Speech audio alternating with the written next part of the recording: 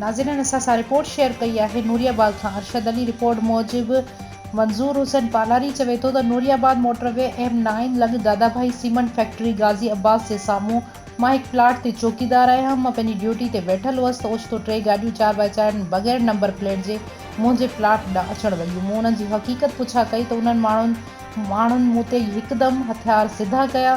मूं ॻोठ वारनि खे इतला ॾिनो त ॻोठ वारनि जे पहुचण खां अॻु भॼण लॻा। हिकु गाॾीअ जा शीशा कारा हुआ जंहिंमें हथियारबंद वेठल हुआ। मूंखे मारकुट करे फ़रार थी विया।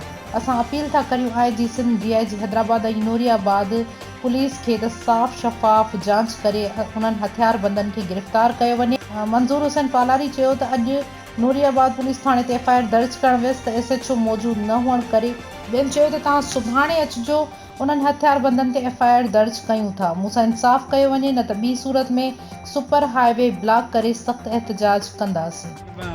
23 तारीख़ राति 7:30 बजे SHO नूरियाबाद सां मुलाक़ात कई ऐं कुझु जवाबदारनि जा नाला उनखे ॿुधाया त SHO साहिबु मूंखे चयो त उन्हनि खे जांच करियां थो, ईमानदारी सां जांच करे जेके बि जवाबदार हूंदा, पोइ चाहे उहो केतिरा बि बास छो न हुजनि, उन्हनि खे कानून जे कठे में आणींदा ऐं उन्हनि खे गिरफ़्तार करे तोसां इंसाफ़ कंदासीं।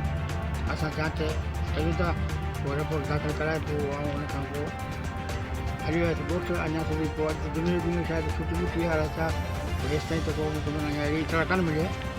पर मां वरी बि माना SHO साहिबु नूरियाबाद ते SHO नूरियाबाद के ऐं SSP जामशोर खे वरी पुरज़ोर अपील करे हथ ॿधी त बाबा ख़ुदा जे वास्ते ही जवाबदार जेके ख़तरनाक माण्हू आहिनि हिननि खे फ़ौरन गिरफ़्तार कयो वञे ऐं मूंसां इंसाफ़ कयो वञे।